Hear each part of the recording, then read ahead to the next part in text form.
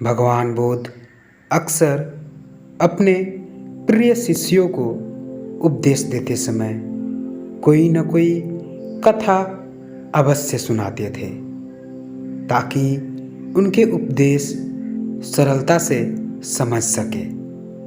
ऐसे ही एक कथा भगवान बुद्ध ने अपने शिष्यों को सुनाते हुए कहा। एक स्त्री थी, उसकी आंखें चली गई। पहले एक गई, फिर दूसरी। वह बहुत परेशान रहने लगी। पति अपनी अंधी पत्नी का बोझ कब तक उठाता।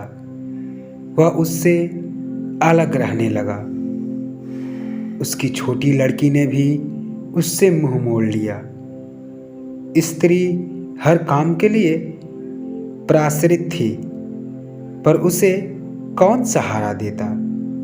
ऐसी हालत में उसकी एक पुरानी सहेली उसके पास आकर रहने लगी, लेकिन उसका व्यवहार बड़ा अजीब था।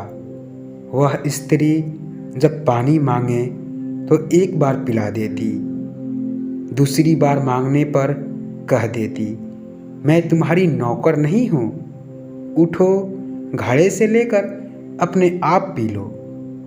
वह कपड़े मांगती तो एक बार दे देती, दूसरी बार मांगने पर कह देती, अलमारी में रखे हैं, जाओ अपने आप ले आओ।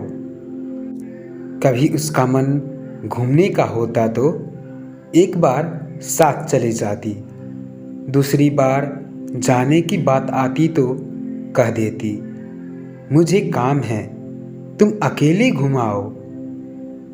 अंधी स्त्री मन मसोकर उठती और अपने काम करती।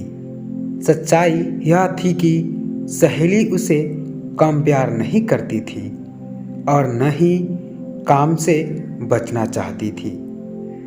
वह बार बार दया दिखाकर उसको सदा के लिए अपाहिज नहीं बनाना चाहती थी। धीरे धीरे वह स्त्री सब काम अपने आप करने लगी। उसे किसी के सहारे की जरूरत न रही। तब उसने समझा कि उसकी सहेली ने उसके ऊपर बहुत बड़ा उपकार किया है। फिर वह अंधों की एक संस्था में चली गई और वहाँ उसने जाने कितने असहाय भाई बहनों को अपने पैरों पर खड़ा होना सिखाया। तो दोस्तों, आज की कहानी से हमें ये सीखने को मिलता है कि हम जितना ज़्यादा आराम लेंगे और जितना ज़्यादा आरामदायक परिस्थिति खोजेंगे, हम उसी के अनुरूप ढल जाएंगे।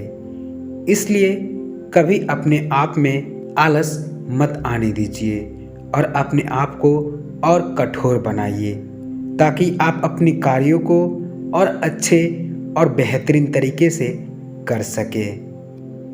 आशा है कि आपको यह कहानी पसंद आई होगी। अगर पसंद आई है तो एक लाइक ज़रूर कर दीजिएगा और इस चैनल को सब्सक्राइब ज़रूर कर लीजिएगा। जय हिंद।